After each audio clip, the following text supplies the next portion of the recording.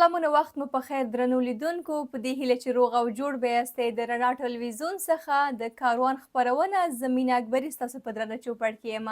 نن هم را سره د ورزش له ډګر څخه د قدر وړ میلمه ده ښاغلی حلیم الله صافی مشهوره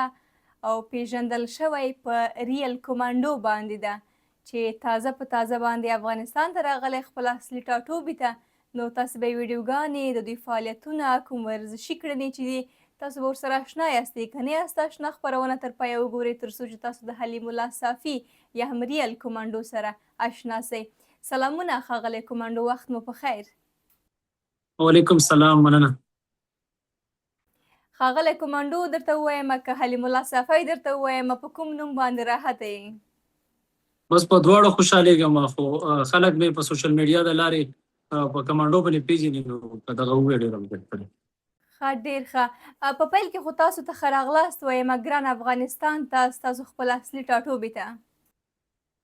ډېره مننه خوشحاله شوم ستاسو د غږ په اورېدلو باندې. مننه کوم. تاسو به دا راته ووایستئ دا مو لومړی ځل و چې تاسو ګران افغانستان ته راغللی که نه مخکې هم راغلي وئ تګ راتګ مو درلوده؟ ډېر راغلی یم وطن ته خو دې ځل لږ وخت ډېر ولګېدو تقریبا 10 کاله پس رالم وطن ته. صحیح. هغه احساس مو که راته ووایستئ څه احساس لرئ هغسې چې فکر مو کوو وروسته له 10 کلونو څخه هماغسې یو څه ده هېواد درته که نه چینج شوی ده؟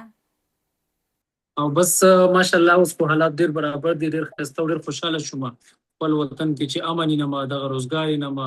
دغه د ورزشکارانو تشویق کېدل یې نما بیا چې ما له خلکو کومه مینه راکړه نو عجیبه غوندې کې احساس راته کېږي زما دغه سوچ او فکر هم نورمال زه به راشم ځکه چې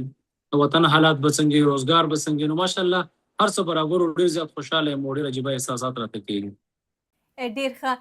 که دا راته ووایستئ د خلکو مینه څنګه وه ستاسو لپاره؟ تاسو ومې لیدلی چې ولایتونو ځینې ځایونو ته مو سفرونه کړي او دننه په کابل کې چې خلک مو ګوري ډېر یو تود ښه راغلاست تاسو ته کوي. نو تاسو څه احساس کوئ؟ آیا له دې څخه خوشحاله یاستئ نه یاست خوشحاله که نه؟ ځکه چې یو نیم کسان وي ښاغلی کومانډو هغه ډېر شهرت چې ولري خلک مینه ورته ورکړي کله نه کله په تنګ شي که نه چې څنګه؟ نو تاسو که خپل د ځان نه راته ووایستئ. بس زه خو ډېر زیات خوشحالېږم او الله چې د خپلو افغانانو مینه د ځان سره وینم او زه ګورم چې ماله مینه راکوي ما سره مینه راکوي ډېر زیات خوشحاله شم. دغه زما په سوچ او په فکر کې نورمال که زه راشم ځکه موږ خو سوشل میډیا کتله په سوشل میډیا به خلکو داسې کمنټس کول چې ته راشې وطن ته نو داسې به یې داسې به یې ما هله څه نه چې لاړ شم وطن ته او په دښمنۍ او په لانجو په جاخو وانه وړم چې رالم نو هغه د سوشل میډیا والا خلک جدا دي هغه صرف هغه خبره د بړستن نه لګي کمنټس کوي او افغانان ډېر مینه‌پال او ډېر میلمه‌پال او ډېر میلمه دوست او ډېر درانه او پښتانه خلک دي. ډېر ښه. تر اوسه کومو ولایتونو ته مو سفر وکړ پرته له کابل څخه؟ ننګرهار ته بغلان ته او خوست ته او کابل ته بس دغه څلورو ته تللی یم نور نه یم ګرځېدلی او دغلته هم په کارونو پسې تللی یم. ښه ډېر ښه. د افغانستان د ټولو ولایتونو خلک ډېر زیات مینه ناکه دي سوي د افغانستان ټول ولایتونه د میلمه پالنې په نوم باندې دا یو خاص شهرت لري خو بیا که خوست ته راشو خوست کې خو ځانګړی هرکلی به درته شوی وي که د خوست د یو خاطره راته ووایستې څه درته محسوس شو چې هلته لاړلی خلکو څنګه مینه درکړه خوراک دی راته ووایستې چې په خوست کې خو ځینې خوراکونه ډېر زیات مشهوره دي ښاغلی کومانډو کوم خوراک مو یې ډېر زیات خوښ شو؟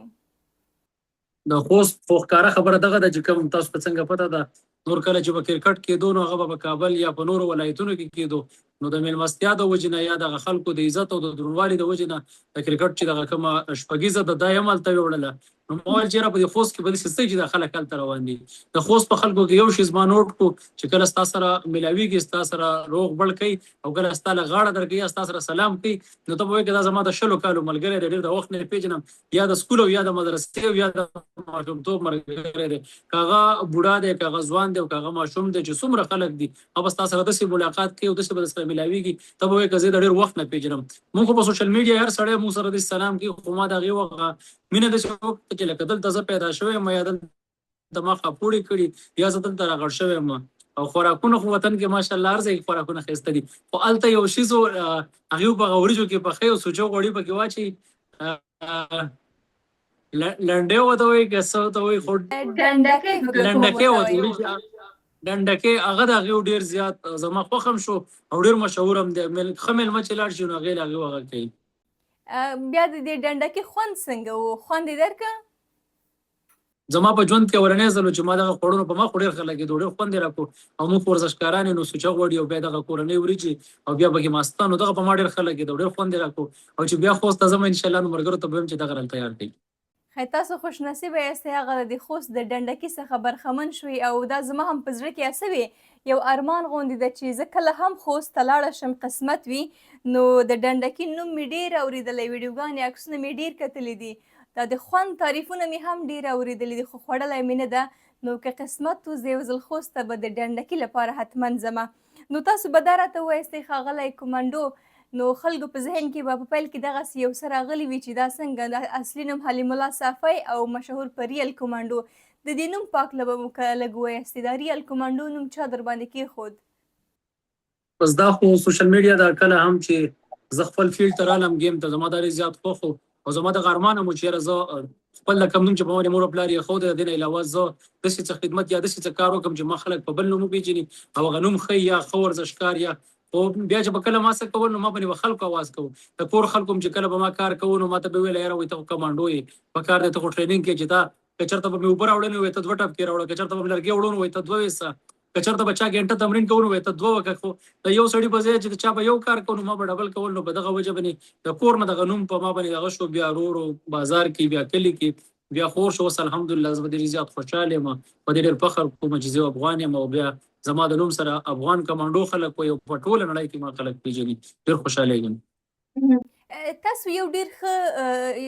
ښه خبره نوټ ماته په یاد کې راوستله. زه غواړم ستاسو دغه خبرې په تعقیب سره خلکو ته یو داسې مسج ورکړمه. تاسو د ښاغلي کومنډو په خبرو کې وکته چې دوی وایي مور پلار کورنۍ کله چې به ما یو بشکه اوبه یا یو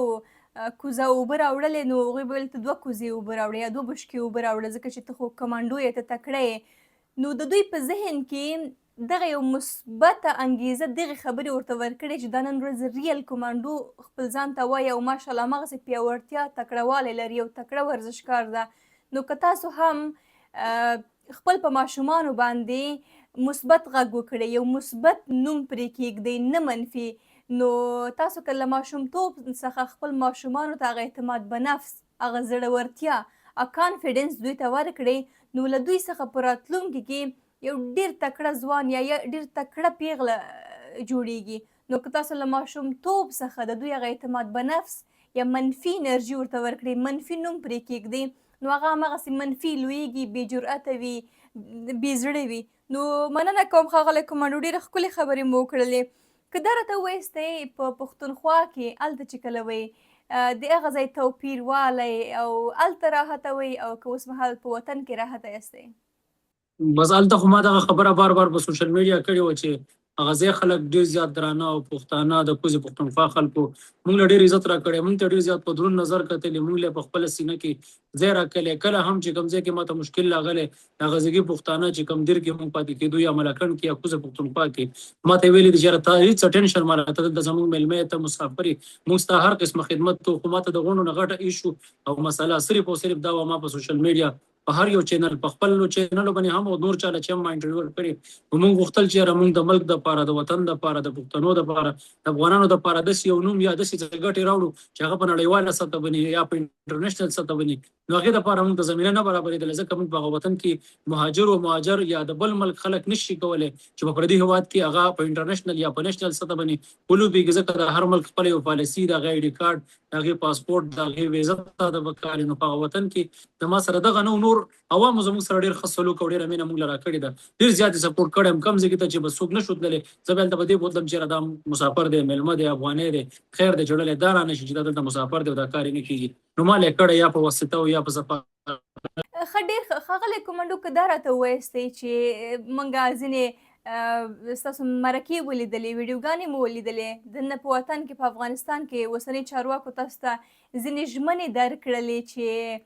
ګواکې تاسو ته به یو د ورزش کلب هغه ځای جوړیږي او تاسو به خپل ورزش دوام ورکوئ څه فکر کوئ تر اوسه پورې دغه ژمنې څومره در سره عملي شوي دي او څومره هم لا ژمنې پاتې دي؟ وطن ډېر خوږ دی خلک هم ډېر خواږه دي د دې ریاست دی که مشران دي یا کشران دي، زه چې راغلی یم زما لا مېلمستیا نه ده ختمه شوې، خو چې څنګه رالم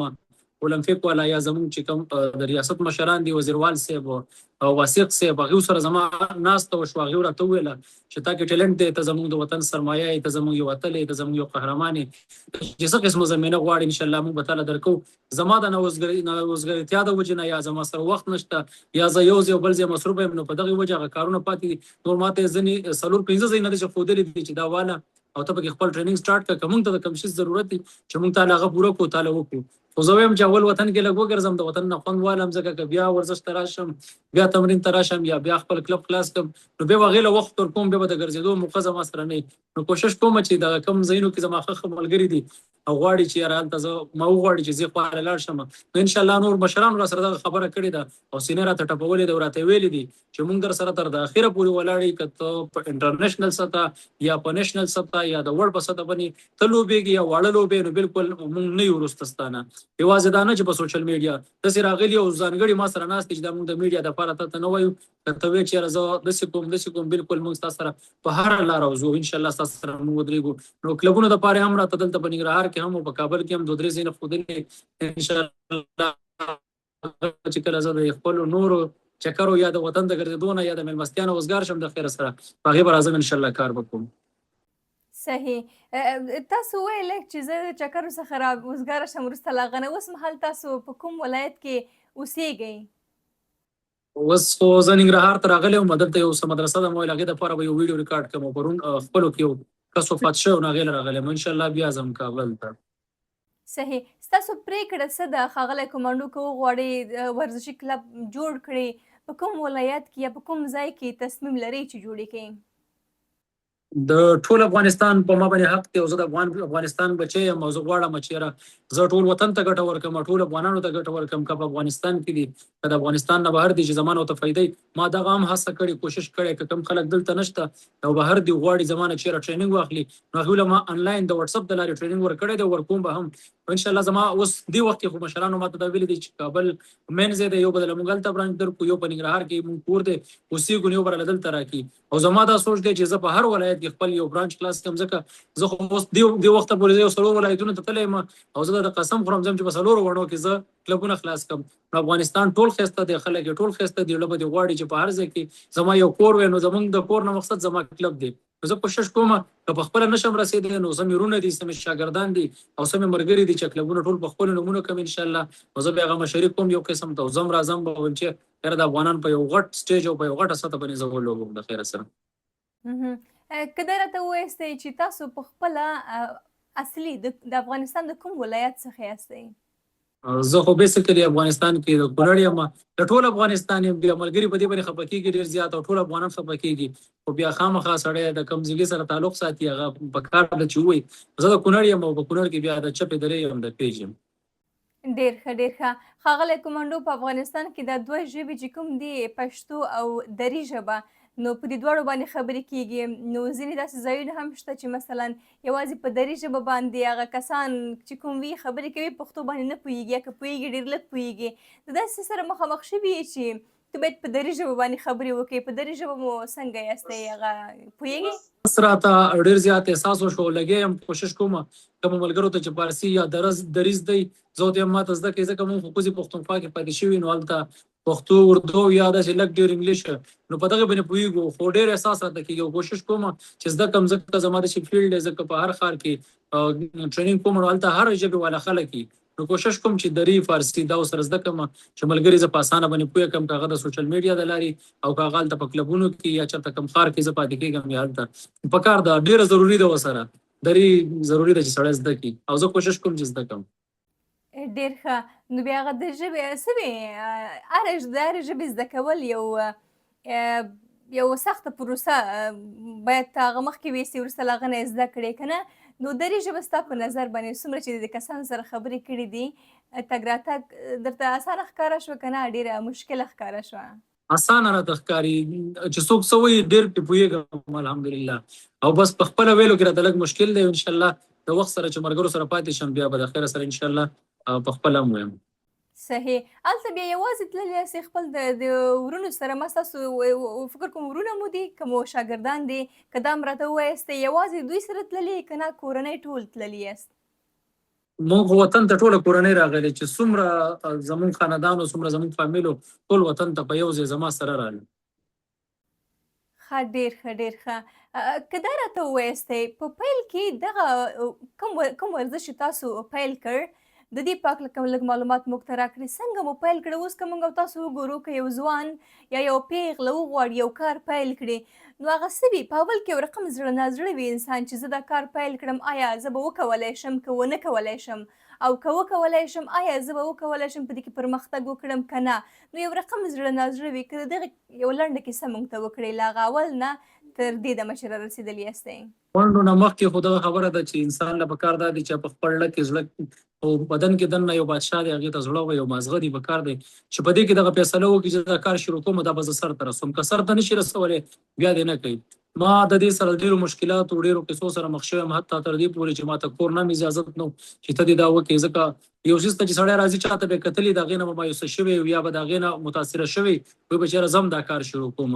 موږ واړه وو ډېر زیات، تقریبا د سن 2000 خبره ده د نن نه 26 کاله مخکې، او ستاسو نه یا د سوشل میډیا د ملګرو نه پټه پناه نه د ټولې دنیا ته پته ده. په هغه وخت کې موږ د مهاجرت زندګي وه، موږ غربت و، چېرته یا پولې خرڅې کړي یا ملیان خرڅ کړي یا کباړ لټول کړی یا چېرته لرګو لتلي. نو هلته به چې څونه څه موږ پیدا کړه 2-3 روپۍ یا 10 روپۍ یا 20 روپۍ په سن 2000 کې ابه ما راواغستې د بروسلي یو ګیم به پې کېدو ټیکنتري ورته وایي. هغه ټایم کې به یو ټوکن به پې واچو نو په هغې به موږ هغه ټریننګ کوو. نو هغې د وجې نه به زه ډېر زیات متاثره شوم، ویل چېرې دا سړی خو زما ډېر زیات خوښ دی. کله به چې بجلي یا څه لاړل نو چې هغه څه به هلته کېدل په هغه ګیم کې ابه زه او زما یو ملګری بل موږ به بیا پر هغه چت پرې کول. بیا به وړو ویل دا ته چېرته زده کړي؟ دا موږ ته زده کړو. د هر چا خو دغه وس نه کېدو چې هغه تللی وی ټیکنتري کړی وی یا دغه ګیم کړی وی. نو ما ته به یې کتل نو ما به وړو ته شیزونه زده کول یا کور کلي کې یا په ګاونډ کې یا د سیند په غاړه باندې. بیا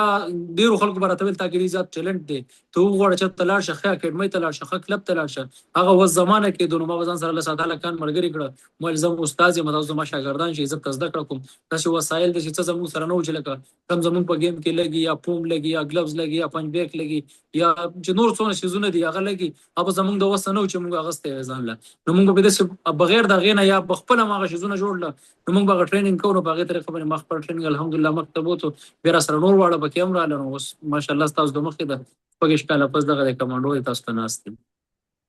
ډېر ښه، کامیابه اوسېږئ. ستاسو په خبرو کې هغه کوم مثبته انرژي او مثبت الفاظ چې کوم زما ورته پام شو، حتما د لیدونکو به هم ورته پام شوی وي. هغه څه وي په ټولو ځوانانو باندې غږ کومه، یو څه وي یو څه هغه وي چې غوښتل وي، یو څه د غوښتلو تر څنګ عملي کول وي، یو ګام اوچت کول وي. که تاسو څه هم غواړئ په راتلونکي کې شئ یا هم په یو څه کې تاسو هغه جرأت یا استعداد لرئ نو یوازې په دې تمه مه کښېنئ چې زما دغه ورزش خوښیږي یا تجارت مې خوښیږي یا په دغه کار کې یو کار ستاسو د خوښې وي زه غواړم په دغه کې رشد وکړم، یوازې غواړم نه، یوازې په غوښتلو باندې نه کېږي. د غوښتلو د هدف د ټاکلو تر څنګ یو ګام اوچت کول هم غواړي. که څنګه چې دوی خپله کیسه وکړه، څومره ترخه کیسه چې دوی د پیل نه څومره په سختۍ باندې کولی شو که نه چې دوی یو څو روپۍ لاسته راوړي وروسته له هغه نه وکولی شي هغه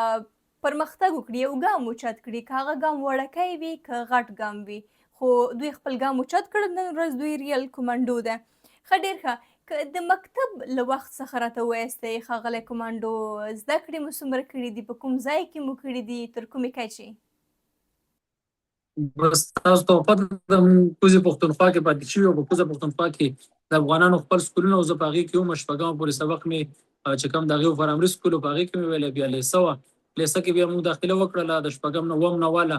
11مه پورې بیا هلته وه. بیا چې افغانان راته زما په خیال په 2012 کې افغانانو ته بیا ډیډلاین ورکړی و چې تاسو وځئ. نو هغه لیسه هم راله. نو په 2012 کې زه 12 ته شوم، بس بیا لیسه راله. نو بیا تعلیم ما په غزي باندې پرېښودو. 11 مې کړی، مخې ته تعلیم بیا ما نه دی کړی ځکه زموږ هغه لیسه چې کوم و هغه بیا ورانه شوه.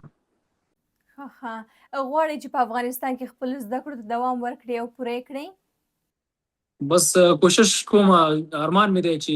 ښه تعلیم وي د سړي په هره ژبه باندې پوه دی ډېره پوهه وي ورسره ځکه دلته ماته ډېر زیات احساس کېږي سوشل میډیا ده ډېرې لیکنې یا ډېرې خبرې یا ډېر څه داسې راشي چې په هغې زه نه پوهېږم یا کشرانو وروڼو سره یا ملګرو سره مشوره وکړم دلته زه اوس څه وکړم ځکه تعلیم د ژوند سره ډېر زیات ضروري دی که ته ښه ورزشکار یې که ته ښه ډریور یې که ته ښه ټرینر یې خو تعلیم مست دی چې ته تعلیم یافته یې او ستا سره ډېر تعلیم وي بالکل همداسې خبره ده بالکل نو که دا راته ووایاستې دا کوم بدني روزنه کوم ورزش چې تاسو کوئ نو دا لږ څه سخت هم وي بیا میندې او پلرونه چې کوم وي دوی ډېر زیات مهربانه زړه لري هېڅکله نه غواړي چې زوی یې یا لور یې هیچا خبر داسې یو کار وکړي چې پکې ضرر وګوري یا خپل د بدن کوم غړی یې زوبل شي یا ټپي و زخمي شي نو ستاسو کار لږ څه سخت غوندې ده حتی تاسو د اوسپنې کوم فولادي سیخونه چې دي په غاړه باندې قاتوئ د دې ترڅنګ ځینې نور داسې خطرناکه ورته ووایم که نه ستونزمن دي خطرناکه حرکتونه دي دا ترسره کوئ نو کورنۍ څنګه درته رایه درکړه څنګه یې خوښه درکړه چې ځه زویه کامیابه اوسئ خپل دغه کار ته یې دوام ورکړه او که نه هغوی به شاته کشکږلې مه کوه او تا به ویل ناکوم یې اول خو سوشل میډیا نه وه کور کې به خلکو زما مور ته یا زما پلار ته یا زموږ مشرانو ته نیا نیکه ته ترونو ته خلکو ته به قصې کولې وایي ستا دا زوی چې و د سیند په غاړه په خېټه باندې ګاډی وخېجو یا یې په موټرسایکل وخېجو یا یې کاڼی په خېټه باندې مات کړو یا یې پلانکي ځای کې نه ودنګل ما به داسې پلونو یا څه نه دنګل نو هغوی به ما ته قارېدل وایي سیند ته به هم نه ځې دا شیز به هم نه کې وبې نیولم وبې والم بیا به پټ رالم ما ته ویل دا بشي لاس به دې مات شي خدای شته څو څو پیره داسې یا کله سر تړلی کله لاس تړلی ځکه ټرینر نه و یا هغه شانتې سامان زما سره نه و یا هغه شان سهولت ماته نه و چې ما پرې ښه ټریننګ کړی وی یا ما ځان ساتلی وی نو قارېدل به راته اوس چې دا سوشل میډیا راله چې مخکې خو به خلکو قصې کولې سوشل میډیا راله چې وروڼو باندې څه وکړم په سوشل میډیا راشي نو شپې چې بیا په دسترخوان باندې ډوډۍ ته ناست نو مور پلار کارېږي ما ته بچي دې راله مړه کړله یا نیکه مې ژوندي و الله دې وبخښي هغه اوس مړه دي او به زما د مور پلار ته ګیله کوله قارېده به ورته وي بچي دې مړه کړله ځه هسې هم د له هر څه نه خلاص کړه موږ پښتانه یو خبره کوي چې کله موږ د ټریننګ کوو یا سټریچنګ پیپل کوو و یاره بیا یې بچي نه کېږي نو زما اکثر په کور کې دا خبره کوله دا واړه دې درس نه خلاص کړه دا دې غر کړه دوی به بیا بچي هم نه کېږي دا تا تباه کړه په والو باندې نو اوس خو ماشاءالله اوس پوه شوي دي ورته پته ده د دې د وجې نه الله پاک موږ له ډېر زیات عزت او شهرت او یو نوم راکړو اوس چې موږ نه کوو نو کور راته وایي څنګه چل دی وایي چې لږ غټ هم شم نو ما ته یې وزن داسې هوا شو یې نه وایي خپل ګیم دې پرېښی چې یا بل لږ خراب شي یا ورانې خبرې کوي ما ته وایي دا بوځه کلب ته چې سم شي ورته پته ولګېدله چې دا ټریننګ یا دا ورزش دا انسان نه سړی جوړوي مازغې سموي زړه سموي فکر یې سموي نو اوس راسره واړه د څلورو کالو د 15 کالو د 3 کالو داسې هلکان ماشومان د کور نه کېږي ټریننګ پرې وکړي ښه که دا راته ووایاستئ ستاسو دا کوم ټیم چې و په مقبوضه پښتونخوا کې ستاسو په کلب کې هلکان د هلکانو تر څنګ نجونې هم وي چې هغوی راتلل چې غواړي دغه ورزش وکړي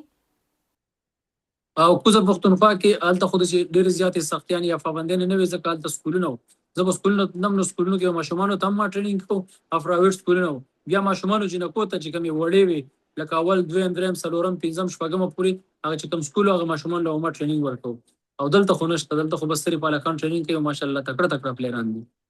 ښه صحیح که دا راته ووایاستئ مثلا که یو ماشوم نه مثلا که یو ځوان وغواړي بدني روزنه او دغه کوم خطرناکه ورته وایم که سخت ستونزمن ورته ووایم دغه حرکات دوی زده کړي او ترسره یې کړي آیا کولی شي مثلا له څو کلنۍ نه دوی ډېر ښه ټریننګ کېدلی شي که دوی دغه بدني روزنه دغه ورزش پیل کړي بس زما د خیال مطابق چې ماشوم په خپلو پښو ودرېږي او وګرځي د 3 کالو یا د 4 کالو نه پس د 50 کالو عمره پورې کولی شي چې ښه ښایسته ټریننګ وکړي چې سبق موږ په ماشومتوب کې وایو موږ وزګاري دغه شانتې ورزش هم دی په ماشومتوب کې د سړي سره وخت ډېري کولی شي چې ګنټه 2 ټایم ورکړي که یو سړی وایي چې زما 50 کاله عمر دی که وخت ورسره نو دا د دې ځوان نه هم ښه ټریننګ کولی شي او ښه سټیمنا یې جوړېدلی شي نو پکار دا دی چې ماشوم د 4 5 کالو کېږي چې هغه دغه طرف ته لاړ شي په مایند او په ذهن کې دغه یوه خبره پرته وي چې زه به یو د تعلیم سره یا د مدرسې سره به زه یو ښه ورزشکار جوړېږم صحیح اوس خو تاسو چې په خیر سره په کابل کې یا خوست کې یا په کندوز کې په دې ولایتونو کې چې کله ورزشي کلب په خیر سره جوړ کړئ نو طبعا ځوانان ماشومان خو به راځي چې وغواړي بدني روزنه یا دغه حرکات دوی زده کړي او په دغه ورزش کې دوی وده وکړي د ماشومانو تر څنګ نو ځوانان هم ډېر زیات لیوالتیا لري نو که داسې ځوانان مثلا د بیلګې په توګه 21 22 یا 15 یا هم 10 کاله عمر ولري آیا دوی هم کولی شي د عمر هیڅ مسله نشته دی. عمر خو تاسو ته ما وویله که د 20 کالو وي که د 10 وي که د 15 وي، خو چې هغه په خپله انټرست وي او د هغه شوق یې غواړي چې یو ښه پلیر یا یو ښه ورزشکار یا یو ښه تمرین وکړي نو بالکل، او که استاد ورسره خوښه یې او زده کوي ورته او ټریننګ ورکوي نو بالکل کولی شي. د عمر څه مسله نشته دی، که هغه د 50 کالو ولې نه وي. صحیح. دا مې ځکه وویل ځکه چې د ځینې ځوانانو په ذهن کې اوس دا پوښتنه راغلې چې دوی د ماشومانو یادونه وکړه نو چې کله په خیر سره ښاغلی کمانډو ورزشي کلب جوړ کړي نو موږ هم لیوالتیا لرو لاړ شو او دغه ورزش ته دوام ورکړو. نو په دې هیله چې د هغوی پوښتنه حل شوې وي. که خوراک ته راشو، خوراک څنګه تاسو سمبالوئ؟ څه خورئ تر څو چې دغه خپل صحتمندي حفظ کړئ او ستاسو د ورزش لپاره مناسب وي؟ ورزش خو چې کې کله ته صحیح ټریننګ کې او هارډ ایکسرسایز کې مارشل آرټس کې لکه کوم چې زموږ د میکس مارشل آرټس دی نو دې کې خو هیڅ ډایټ یا هیڅ څه ضرورت نشته. خو که بیا ستا ورزش کمي او خوراک دې ډېر نو بیا په خوراک کې لږ احتیاط کې. خو که نور ته خامخا د ورځې په 40 ساعتونو کې 1 ساعت ورزش له ورکې تمرین له ورکې نو بیا چې تا له مخې له څه درځي او څومره هیوي خوراک وي او څومره ښه خوراک وي نو کولی شي تا له بدن له طاقت درکړي. ځکه زموږ دا گیم چې کوم دی دا ډېر ټیکنیکل او ډېر د زور گیم دی نو زور گیم دپاره ډېر ښه خوراکونه پکار دي. خو که بیا یو سړی و چې زما وزن سیوا دی او زه وزن کم وم نو هغه ته به موږ خو بیا چې کله وزن ډېر وي نو هغه بیا ډېر سخت ایکسرسایز نشي کولی نو هغې به لږ ایکسرسایز کوو او لږ پې بیا ډایټ کوو لکه ډېر غوړ ډېر خوږ او ډېره مالګه ده ډېرې غوښې دا شیونه پې بیا موږ او کولډ ډرنکس دا پې بیا موږ بندو نو څو ته ایکسرسایز اسان څو ته خوراک کم کړو نو بیا وزن ډېر په اسانه سره کم کړي. صحیح. یو نیم داسې ځوانان داسې ماشومان مثلا ستاسو ویډیوګانې ګوري هغوی ډېر زیات تشویق کېږي او خوشحالېږي چې زه غواړم ما د ښاغلي کمانډو په شان باندې دغسې ستونزمن حرکات ترسره وکولی شم.